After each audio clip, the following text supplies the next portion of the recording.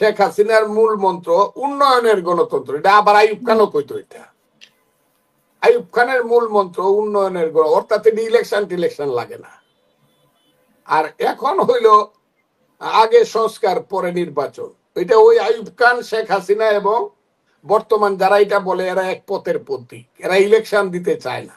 আপনি এক বছরে কেন অন্তর্বর্তীকালীন সরকার ইলেকশন করতে পারবেন না? তাহলে ডাল মে কুছ কালা হে, আপনার মনে কিছু কথা আছে, দিনে যা বলেন রাত্রে তা বিশ্বাস করেন না। আপনি ইলেকশন না দিয়া বিনা ইলেকশনে ক্ষমতায় থাকতে চান। আপনি খুব ভালো মানুষ বলে মনে হইতেছে না, যদিও আমরা আপনাকে বিশ্বাস করছিলাম। এখন আপনি আমাদের মানুষের সাথে, দেশের মানুষের সাথে আপনারা প্রতারণা করতেছেন। ৭২-এর সংবিধান যারা লেখছে, যারা পাশ করছে, এদের যারা এইসব কথা বলে তাদের 14 পুরুষ মরে আসলেও একটা তাজউদ্দিন সৃষ্টি করতে পারবে না। 14 পুরুষ আমি বললাম, একটা তাজউদ্দিন বাংলাদেশে আর সৃষ্টি হবে না। একটা ডক্টর কামাল হোসেন, একটা মনোরঞ্জন ধর, একটা আসাদুজ্জামান খাঁ, একটা ব্যারিস্টার ইশতিয়াক আহমদ, এইরকম শত শত যারা 30 বছর 50 বছর এই দেশে যারা এইসব কথা বলে তাদেরকে ছাত্র হিসাবে নেবে না। যারা এই কথাটা বলছে তারা আমার উপরে, আমাদের উপরে অবিচার করছে এবং তারা পাপী, মহাপাপী। আমি সবসময় বলছি আওয়ামী লীগের এক লিখতে 10 বছর লাগবে। এই কথাটা শুনছেন কিনা? আমি এই দেশে সবসময় প্রথম কথা বলি, আওয়ামী লীগের লিখতে এই দেশে 10 বছর লাগবে। যতই দিল্লির থেকে আর কলকাতার থেকে বক্তৃতা করুক নেতারা, বাংলাদেশে আইসা দাঁড়ায়া, শহীদ মিনারে দাঁড়ায়া, পল্টনে দাঁড়ায়া, সোহরাওয়ার্দী উদ্যানে দাঁড়ায়া, অথবা মানিক মেয়ে বনিত দাঁড়ায়া কথা বলতে মাথা উঁচু করিয়া 10 বছর, লিখতে 10 বছর লাগবে। তাও যদি বাংলাদেশের মানুষ তাদেরকে ক্ষমা করে, তা না হলে মানুষের চোখে চোখ রাখা কথা বলার মতো মরালিটি, রিয়েল মরালিটি কোনোদিন তাদের হবে না। তারা মাথা নিচু করেই মরতে হবে। মাপ যদি চায় তারা, জনগণ যদি তাদেরকে মাপ করে, তাহলে আওয়ামী লীগের হাইব্রিডেরা বাদ দিয়া এবং যারা অত্যাচার করছে, লুটপাট করছে, তারা বাদ দিয়া আওয়ামী লীগের যে হাজার হাজার নিরীহ কর্মী যদি কোথাও থাকে, তাকে ভালো কর্মী, তারা 10 বছর পরে আইসা দাঁড়াতে পারবে বলে আমি মনে করি।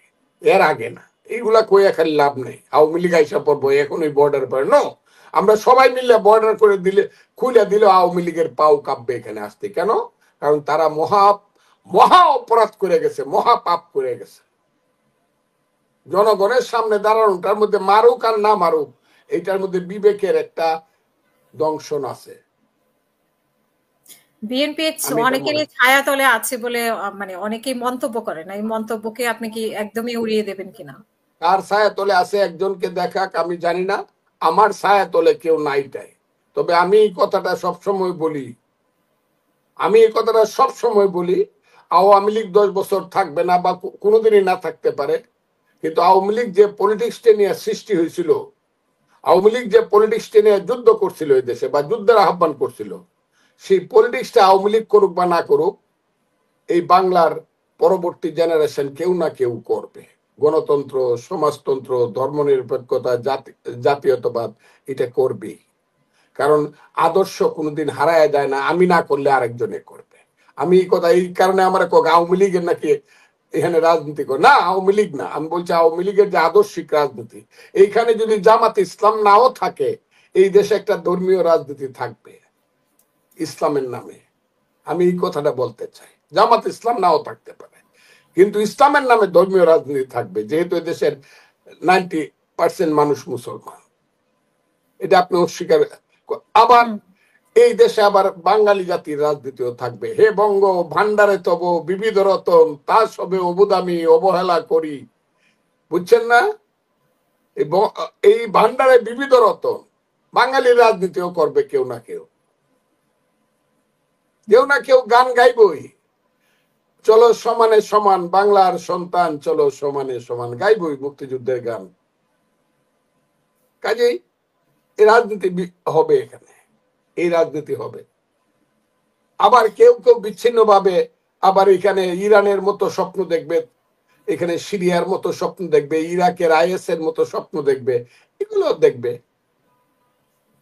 কিন্তু মূল ধারার রাজনীতি হলো সবাইকে নিয়ে একসাথে চলা। হিন্দু নয় ওরা মুসলিম, জিজ্ঞাসে কোন জন, কান্ডারি বলো ডুবিছে মানব সন্তান আমার মা।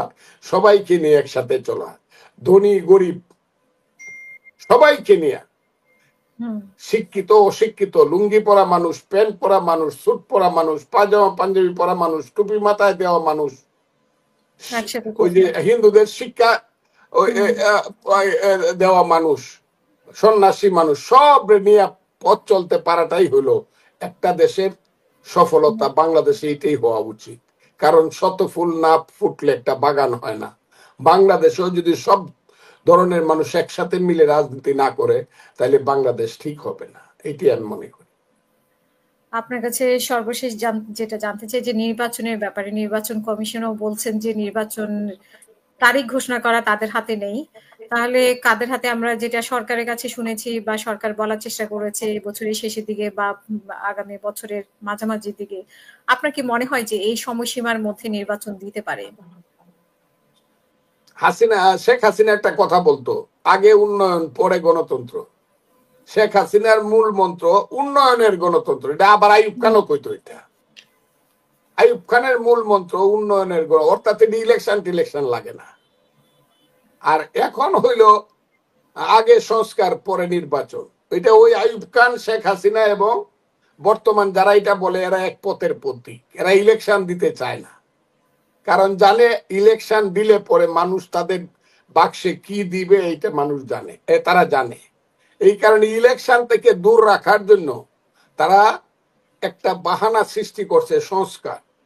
একটা সময় আসবে সংস্কার কথাটা এই দেশের মানুষের কাছে সবচেয়ে অপ্রিয় হবে, আর একটা শব্দ হবে অপ্রিয়। সেই অপ্রিয় শব্দটার নাম হলো সমন্বয়। দুইটাই স দিয়ে শুরু হয়েছে, সংস্কার এবং সমন্বয়ক। আপনি দেখতে পারবেন খুব বেশি দিন লাগবে না, এই সব চলে যাবে, ইলেকশনেই হবে। বিএনপি যে চাইছে ইলেকশনটা, এটা বুঝে শুনিয়ে চাইছে। 3 মাসে যদি তত্ত্বাবধায়ক সরকার ইলেকশন করতে পারে, আপনি এক বছরে কেন অন্তর্বর্তীকালীন সরকার ইলেকশন করতে পারবেন না?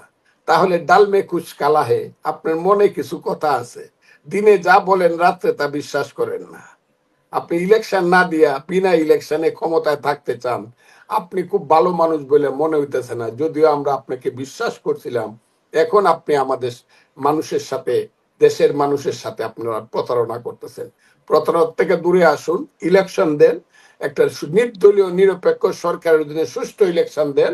জনগণ হলো এই দেশের মালিক, সে ঠিক করুক এই বাড়িতে, তার বাড়িতে পাহারাদার কাকে রাখবে। আমি এটা মনে করি। সংবিধান নিয়ে যেটা বলা হয় যে ৭২-এর সংবিধান হচ্ছে মুজিববাদী সংবিধান, বা যে সংস্কার কমিশন যে সংবিধানের সংস্কারের প্রস্তাব করেছে, সেই সংবিধান নিয়ে আসলে অ্যাকচুয়ালি আপনার কাছে শুনতে চাই, আমাদের একজন দর্শক জানতে চেয়েছে। আমি এই সংবিধান ৭২-এর সংবিধান যারা লেখছে, যারা পাশ করছে, এদের যারা এইসব কথা বলে, তাদের 14 পুরুষ মরে আসলেও একটা তাজউদ্দিন সৃষ্টি করতে পারবে না। 14 পুরুষ আমি বললাম, একটা তাজউদ্দিন বাংলাদেশে আর সৃষ্টি হবে না। একটা ডক্টর কামাল হোসেন, একটা মনোরঞ্জন ধর, একটা আসাদুজ্জামান খান, একটা ব্যারিস্টার ইশতিয়াক আহমদ, এইরকম শত শত যারা 30 বছর 50 বছর এই দেশে যারা এইসব কথা বলে, তাদেরকে ছাত্র হিসাবে নেবে না। এইগুলা হইলো তারা, তাদের পূর্বপুরুষরা ৭২-এর সংবিধান যারা রচনা করছিল তাদের কাছে পরাজিত হয়েছে। সেই প্রতিহিংসা পরায়ণতা থেকে ৭২-এর সংবিধানকে মুজিববাদী সংবিধান বলে, কারণ তাদের পূর্বপুরুষরা পুরুষদের পরাজয়ের গ্লানি তারাও বলতে পারতেছে না। ৭২-এর সংবিধান সঠিক আছে, এর মধ্যে যদি অবস্থার কারণে যদি পরিবর্তন করতে হয়, 16 বার হয়েছে, আরো 26 বার হইতে পারে। হযরত মুহাম্মদ সাল্লাল্লাহু আলাইহি সাল্লাম থাকলে এখন যদি উনি যুদ্ধ করতে যাইতেন, তাহলে কি লাঠি নিয়ে যাইতেন কিনা আপনি বলেন তো দেখি আপু? নাকি না, কামান নিয়ে যেতেন? লাঠি নিয়ে নাকি যেতেন। হুম। এখন তাইলে অবস্থার পরিপ্রেক্ষিতে সময়ের পরিবর্তন হবে, অস্ত্রের পরিবর্তন হবে, ভাষার পরিবর্তন হবে, সংবিধানের পরিবর্তন হবে। এটা তো কোরআন শরীফ না। ধর্মগ্রন্থ পরিবর্তন হবে না, সংবিধান পরিবর্তন হবে, কিন্তু সংবিধান বাতিল হবে কেন? টোটাল বাতিল হবে কেন? যারা বাতিল করতে চায় এরা স্বাধীনতায় বিশ্বাস করে না, মুক্তিযুদ্ধে বিশ্বাস করে না। এরা মুক্তিযুদ্ধের পূর্বপুরুষ যারা ছিল তাদের সন্তান।